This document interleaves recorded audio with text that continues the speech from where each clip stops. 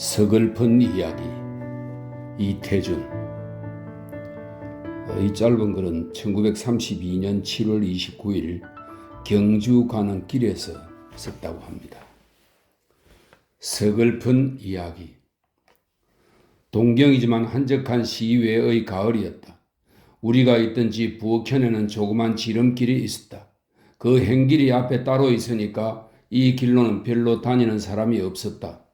아침 저녁으로 두부 장수가 한 번씩 지나갈 뿐 낮이고 밤이고 늘 시들어가는 풀숲에서 벌레 우는 소리만 일어나는 쓸쓸한 길이었다.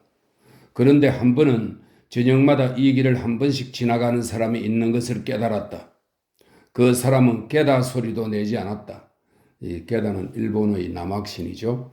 그 사람은 게다 소리도 내지 않았다. 구두 소리도 내지 않았다. 다만 울음소리 같은 휘파람 소리를 날리며 지나다녔다. 그의 휘파람 소리는 퍽 구슬펐다. 어떤 사람일까? 나는 한번 일부러 부엌문으로 가서 내어다 보았다. 그런데 그 사람이 의외로 강군이었다. 강군 아닌가? 이거 참 의외일세그려. 나는 뛰어나가 그를 맞았다. 강군도 나를 반가워하였다. 그러나 나처럼 감격은 없었다. 그는 의외될 것 뭐 있나? 하면서 늘 다니던 집에 들어오듯 방안을 한번 둘러보는 일조차 없이 심상스레는 대수롭지 않게 이런 말입니다. 심상스레 우리 방으로 들어왔다. 그는 자라는 머리털, 수염, 손톱을 그냥 내버려 두어 그런지 몹시 신색이 초췌해 보였다. 자네 동경와 있기가 고생되는 걸세 그려? 그는 머리를 흔들었다. 그리고 나 고생 집어던진 지 오라이. 오라이는 오래다 그 말입니다. 하였다. 고생을 집어던지다니? 이리하여 강군은 자기의 허무관을 우리에게 들려주었다. 노자를 말하고 장자를 말하고 그들의 어려운 경설까지 설명해 주었다. 그는 마르크스를 비롯하여 현실적인 모든 인물, 운동을 조소하였다.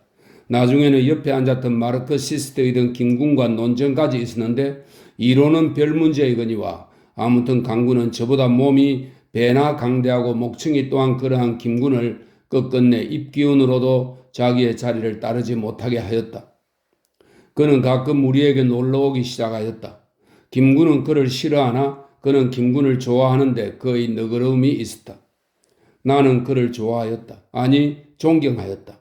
답답한 때 그가 와서 몇 마디 이야기만 하고 가면 속에 샘물이 지나가듯 시원하였다. 나중에는 그를 보기만 하여도 물처럼 시원하였다.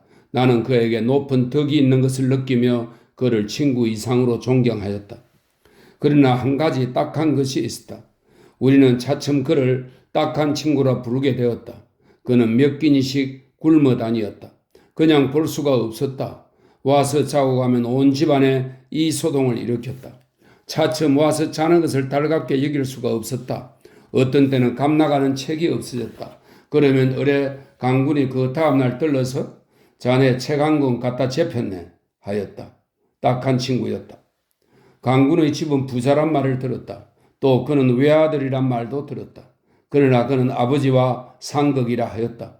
그는 가끔 밤중에 자는 아버지를 이렇게 앉히고 이 괴로운 세상에 왜 나를 낳았소? 하고 따지었다 한다. 그러면 아버지가 어떤 때는 하도 어이없어 이 자식아 낸들 아느냐? 하고 웃고 어떤 때는 하도 귀찮아서 이놈아 애비한테 이게 무슨 버릇이냐?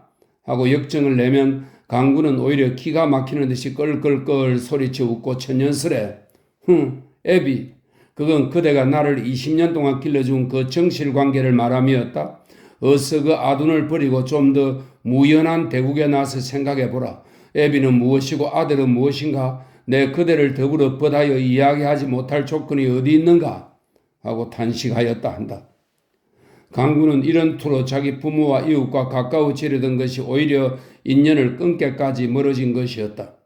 이것을 가리켜 탈속이라 할까? 아무튼 풍속을 무시하는 강군은 자기로선 각오한 바이겠지만 저 세상 너무 불편한 점이 많았다. 한 번은 나는 그를 어떤 서양인 교수의 집에 소개하였다. 영어를 아니 교수의 일을 돕고 책이나 보고 있게 하였다. 그랬더니 강군은 나흘 만에 그 집에서 나왔다. 그는 나온 까닭을 이렇게 설명하였다. 내 손에 흔디 하나 난 걸 보고 자꾸 병원을 가라내그려? 그까짓 것으로 죽을 빼도 아니요 그걸로 죽을 걸 과학의 힘으로 살아난다 치세. 그렇기로니 내 명에서 얼마를 더 살겠나. 그냥 두어도 낫는다니까 날들은 상식이 없다네 그려. 그래 너야말로 몰상식한 자로다 하고 서양 문명의 그릇된 출발을 한참 떠들었더니 듣기 싫어하대 그려. 그래 너희까지 것들이 고층 건축이나 세울 줄 알지 뭘 아느냐 하고 욕해주고 나왔네. 나는 이 사람 내 낯을 봐서라도 어찌 그렇게 하고 나오나 하려다가 강군의 태도가 너무도 어느 도단이어서 악말하지 않았다. 그 후에 서양인 교수를 만난 적 그는 강군을 정신병자라 하였다. 같은 동양인인 그의 부모까지도 강군과 정색하여 말하지 않거늘 하물며 서양인이 그를 미친 사람으로 인정해버리는 것은 결코 무리가 아니었다. 나는 몇 번이나 그에게 어느 정도까지는 현실에 관심하기를 바랐다. 그러나 그의 고집은 듣지 않았다. 자기의 줄인 창자를 남의 신체로만 채우려 드는 것 같아서 어떤 때는 밉살머리스럽기도 하였다. 그러나 강군은 딱한 친구로만 전부는 아니었다. 그에게 늘 맑음과 서늘함과 향기가 있었다.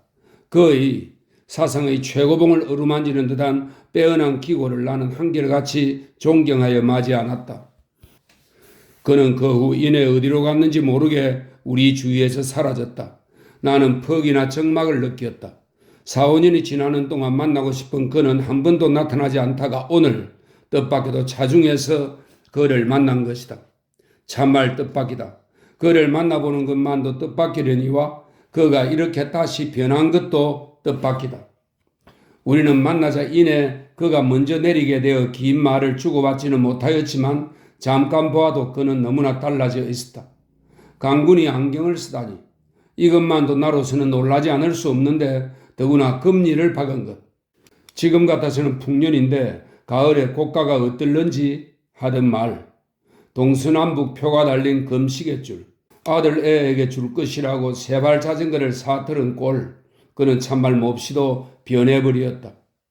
나는 그를 작별하고 가만히 생각하니 몹시도 서글프다. 차라리 저렇게 된 강군이라면 만나지 않았던들 어떠리. 그를 만난 것이 차라리 그의 죽었다는 소식만 못하구나 하였다. 인생의 무상이란 생사에만 있는 슬픔이 아닌 것을 나는 새로 알았다 할까? 나는 강군으로 말미암아 인생의 새로운 슬픔, 인생의 새로운 미움을 깨달은 듯하다. 그 고치기 쉬운 손에 흔디 하나도 고치려 하지 않았던 그가 작에 물린 말처럼, 이 작에는 제갈의 방언입니다. 작에 물린 말처럼 아가리를 떡 벌리고 앉아 금리를 박았을 광경을 상상해보니 몹시 강군의 얼굴이 미워지는 것이다.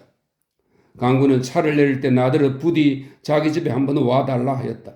자기 아버지가 돌아간 후 자기가 집에 돌아와 과수원을 하고 있으니 얼마든지 와서 쉬라는 호의였다. 동경에서 나에게 진 약간의 신세를 도로 갚으리라는 의기까지 보였다. 나는 몹시 불쾌하다. 차라리 강군이 전날의 그 면목으로 밥값에 붙잡힌 누추한 여관에서 나를 기다린다면 나는 얼마나 반가워 뛰어가랴.